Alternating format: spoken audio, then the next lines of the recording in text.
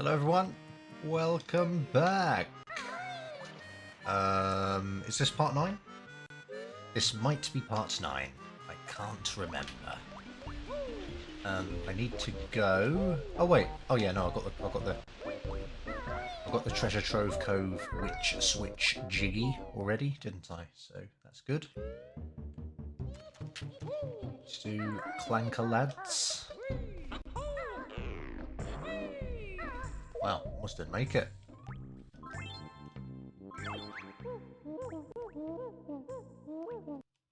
Oosh. Okay. So, ichido ni subete no jigsaw wo hame komitai toki ni wa. Okay. Oh, I don't really like that it's ni wa here. Never mind. Okay, ichido ni. So it's kind of like at one time or in one go. In one occurrence is sort of the vibe there. Ichido ni. Subete no jigsaw. So subete just means all, and because we've put subete before the noun that we're talking about, you have to link them with no. We could have flipped it around and said jigsaw wo subete hame komitai toki ni wa, but you know, doesn't matter. But you don't need no if you do it that way, but you do if you do it this way. Subete no jigsaw wo. Hame komitai, so that's just, you know, hame komu, to sort of hammer in or to slot in or whatever. And that's just the desire form, hame komitai. So when it is desirable is kind of the vibe of the sentence, I suppose. But again, less literally, you can think of this as when you want to. But as I've said before, this is technically an adjective. And want to do something isn't like it's not a verb. It's an adjective, yeah. Toki is time, or you know, when, or at times when you want to slot in all of your jigsaws in one go. And then niwa, I think slightly kind of changes the nuance of toki. Compared with wa, I mean. I wonder if it's like, I don't know. I wonder if it's a bit of the kind of the difference between at times when you want to versus when you want to. I'm not sure, but sometimes they're not always interchangeable. I remember once I said toki ni during a Japanese class, and my teacher said, no, toki wa, and she corrected it, but I don't know why, to be honest. So never mind. So at times when you want to put them all in one go, Z botan wo oshite kudasai. Please press the Z button, which I will do from now on. It was not an option until he tells you. I suppose he technically just taught us a new move there. Press Z to put in all of your things. This says Kuranka no Dokutsu. So Clanker is the name of obviously the metallic, what's his face? Whale shark thing. And then no, just to link it to that. But in this case, showing possession because it is Clanker's Dokutsu, and Dokutsu is a cave or a cavern. Yeah, it's Clanker's cavern, isn't it? So yeah, cave or cavern.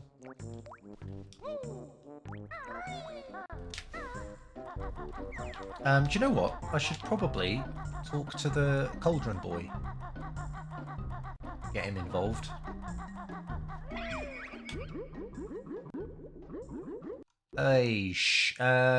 Huh? Pachikuri. Huh? Pachikuri, Ohio. What is pachikuri? I do not know. It might just be a noise, like the sound of him kind of... whatever that noise was he made when he, when we activated him. What was that sort of noise? Oh, pachikuri. Blinking with surprise. There you go. So he's, yeah, I guess for some, maybe he's not saying it. Maybe it's just a noise to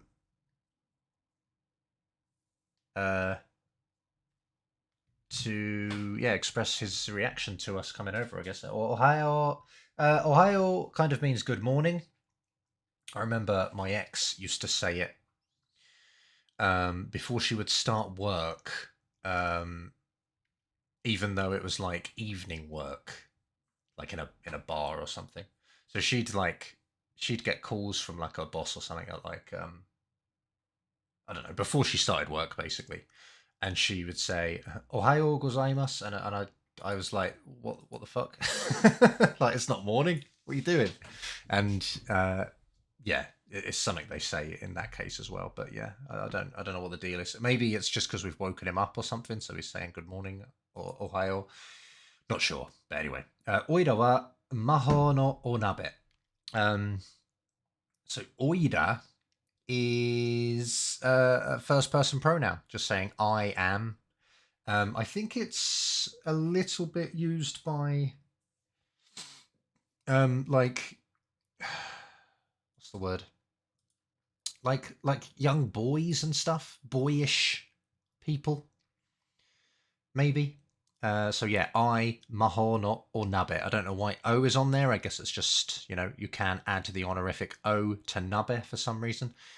So magic, nabe, magic like cauldron, magic pot, magic saucepan, whichever one it is. Onaji iro no nabe wo mou hitotsu mitsukemashou. Okay, so onaji, meaning the same. Iro is color, so same color. Not nabe, just linking that information together. So a same color nabe, a same color cauldron. Mou hitotsu, so sort of like one more. Hitotsu is a general counter for well, you can say it almost about anything really. It's a very easy way to count things. Hitotsu, futatsu, mitsu, yotsu. Then you don't have to worry about like the counter that goes with it. So it's very useful actually. And then mitsukemashou, just kind of, let's find one more of the same color cauldrons. Oh, almost missed that. Chika michi ga dekimasu. Chika. I suppose the kanji has a few readings. Or meanings, I mean. Meanings. Chikai, as an E adjective, means close. Or near. And so chika michi, the michi means like road or path or route or route, if you prefer to say route. So yeah, chikamichi is a shortcut. It's I don't know. Yeah, no, it just literally gets sort of translated as shortcut. So yeah, and then ga dekimasu. I think that might, in this case, this dekimasu might sort of mean will complete. So if you find one, a shortcut will be created, a shortcut will be completed, rather than the potential form, which would be I can do a shortcut. I don't think it's that in that case.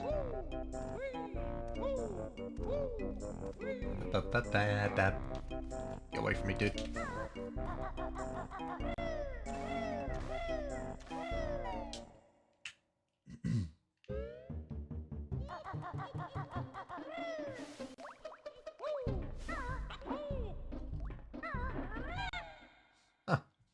Oh, we might have to talk to the sister. What's her name again? Brentilda or something.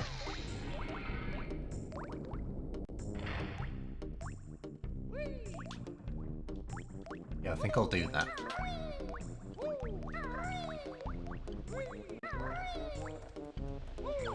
Oh. Okay, so we've got Banjo. Soro soro akiramero. Okay, so Banjo is Banjo. Soro soro is sort of like before long, or soon, or any second now, any minute now, kind of like it basically means soon. People say it a lot when they sort of say that they're going to leave somewhere. I remember I kind of heard it a lot when I was at my friend's house out in Japan, and yeah, people would say like "soro soro ikoka" or something, like let's go shortly, shall we? Um, so yeah, that's kind of what it is. And then akirameru is to give up, and akiramero is the imperative form of that.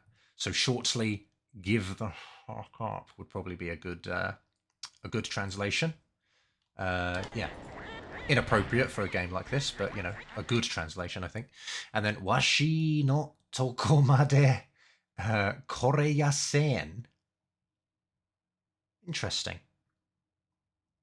Koreyasen. Okay, that's interesting. Okay, so washi no, so my kind of. Toko is a shortening of toko ro, meaning place. So washi no toko is like the place where I am. Made is until, so until the place where I am. And then koreyasen, I think, is a slightly kind of dialecty way of saying koreyasen, koremasen? Is it like a jokey, polite form, or is it korenai? I'm pretty sure it's korenai, which is the potential form of come. So to come. So it's like you cannot come in a kind of in an actual capabilities kind of way, not you aren't invited kind of way. I think in a you are physically unable to make it this far kind of way. But yeah, koreyasen.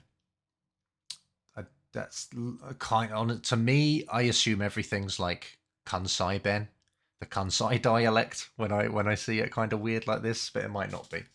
But yeah, I think it's just a slightly it's a dialecty way of saying that. I think korenai, potential of kuru, or the negative potential of kuru to come.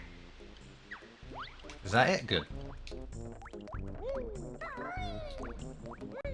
Good in English, isn't it? They all rhyme and stuff. But, they don't really rhyme things in Japanese, which is interesting. Easy. God, here we go. Alright. Guranchiruda wa fuku no shita ni... Okay. Baka dekai buruma. Baka dekai buruma. What? And then, like, wears is going to be the verb after this, I think. So, Grantilda wa... Grantilda, the topic of Grantilda. Fuku no shita. So this is... Fuku is clothes. No is just, again, just linking this to the word after it, which is shita, which is under. So under her clothes, beneath her clothes. Ni just makes it into a, kind of a preposition. Kind of just needed, I think. Fuku no shita ni. Yeah, to under her clothes. Obviously a weird and unnatural English translation, but that's kind of what that's doing, I think. To under her clothes. And then baka dekai. Dekai means like massive, huge, giant. And I assume baka dekai is just like ridiculously big. Like stupidly big. And then buruma. I don't know what a buruma is. I assume that's a bloomer. But to be honest, I don't know what that really is in English either. So, whoops. Buruma. Buruma. Okay, long female underwear. Shorts with elasticized cuffs were used by women as sportswear. Gym shorts. I don't know which of those entries it is, to be honest, but yeah, there you go. That's the vibe. Haiteiru no yo. Okay, yeah, that's good, that's good. This is the verb haku, which is the verb for wearing when you're discussing your kind of legs and your sort of lower yeah, like below the waist. Unfortunately in Japanese they have like different verbs for wearing items of clothing on different parts of the body, and the one for trousers is haku. It might even, I think it's the same for shoes as well. You haku your shoes, you wear them with haku.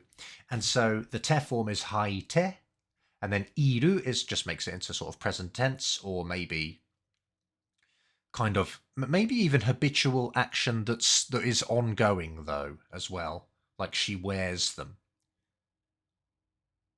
Anyway, doesn't matter too much. The point is she is presently um, in the habit maybe of wearing bloomers under her massive bloomers under her clothes. Yeah.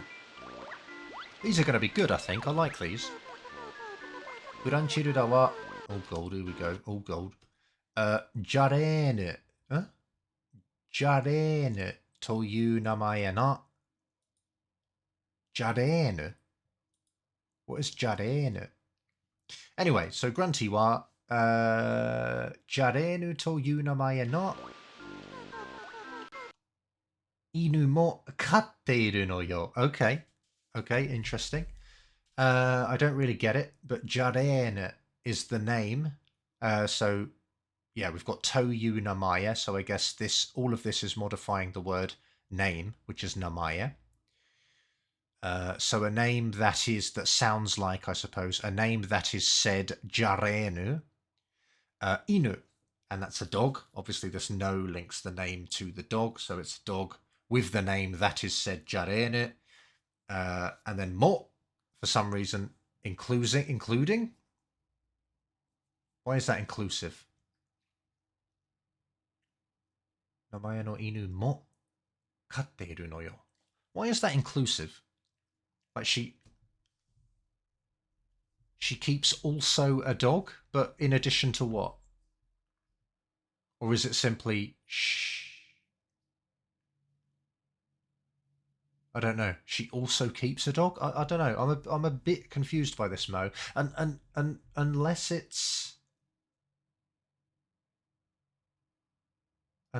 adding to the information that we just got in the last hint, it could be that. I'm a little bit confused by that, to be honest.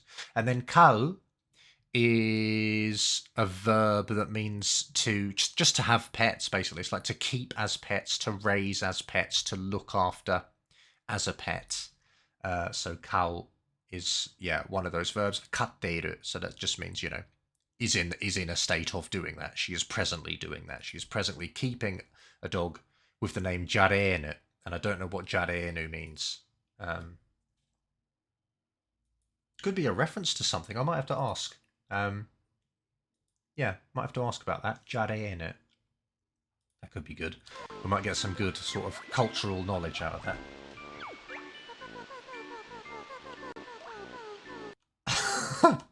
Oh my gosh. Okay. Guranchiruda wa nanto.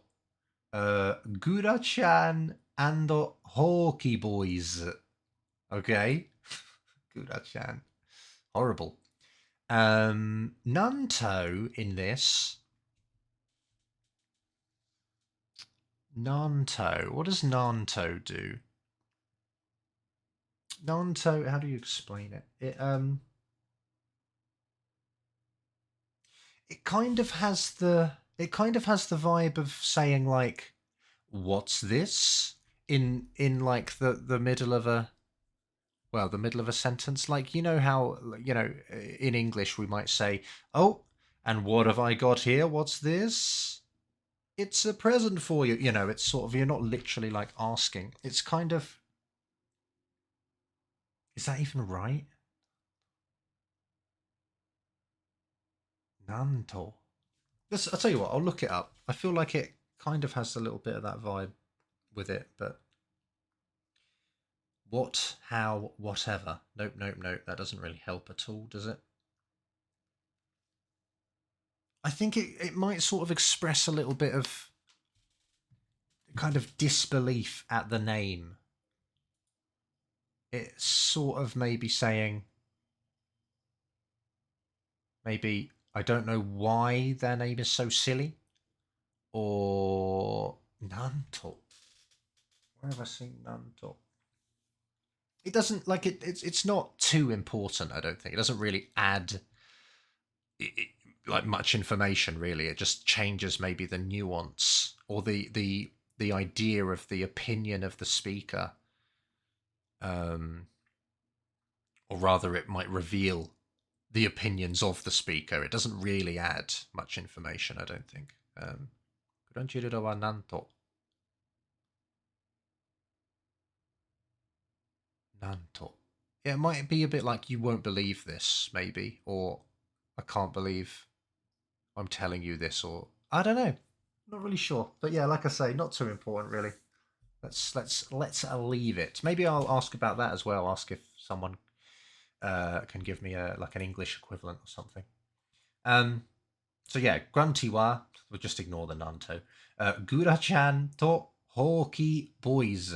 So Gura-chan is obviously a shortening of Grun tilde into Gura, and then Chan to make it sort of sound, familiar and sort of inviting, I suppose. Gura-chan, even though she's a, big kind of fat green witch, so it's sort of, kind of funny because it's a bit inappropriate for for for such a person to go by Gura-chan, I guess. And then Holki, as we've said, is broom, and then boys is just the word boys, but written in English. So it's Gura-chan and the Broom Boys. Okay. Okay. Toyu bando de. Okay. So in a band named, Gura-chan and the Holki Boys, Bokaru, which is just vocals. Bokaru, vocal. Bokaru wo shiteiru no yo. So she is doing. I suppose she is. And obviously, this is not literally presently continuous right now she's doing it, but it is kind of. She is in a band that in which she does the vocals. So it's like that. And then sugoi onchi yo. And onchi means kind of tone deafness, sort of inability to recognize tones and like bad sounding, obviously. Onchi. I forget why. On is sound, and chi. What is chi? On chi. Oh, it sort of means. Oh, it means like stupid or foolish. So it's like sound dumb, maybe. Yeah, sound dumb. That's quite good, actually. I like that as a word. And then Sugoi obviously just means, incredibly, greatly, um, you know, to a great extent. They are onchi. They are tone dumb. Is that the end? Yeah. Okay. I didn't realise we'd done it all. Okay. Um, I suppose I could open Bubble Gloop. This has only been like 20 minutes. Like I say, I'd like to kind of keep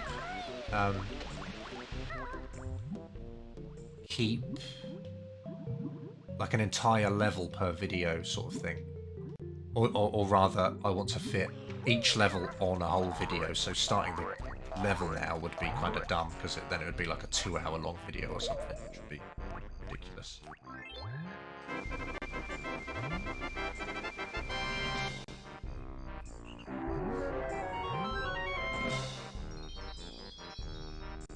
And there we have Buku Gecko Numa. Well, Numa is a swamp. Gecko. What is gecko? Buku Gecko. I was going to say gecko might be the sound of that frogs make, but I think that's actually kero or gero. Let's have a look here. Maybe it's an animal's name or something.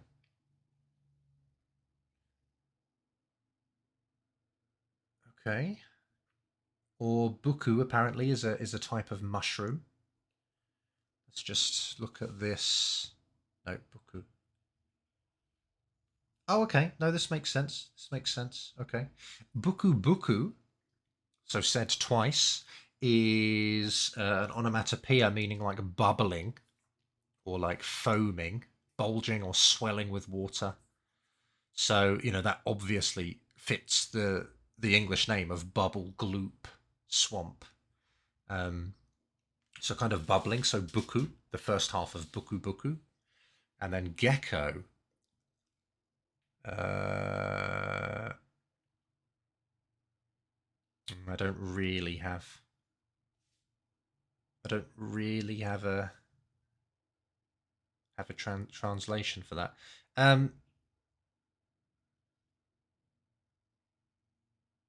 Could it just be gecko the animal? Buku gecko numa. I'm not sure. That is gecko, isn't it? It's not geyu or anything. That'd be dumb. No, I'm afraid I don't really know. Buku gecko numa. But yeah, kind of, you know, similar name to the English, I think. Bubble Gloop Swamp.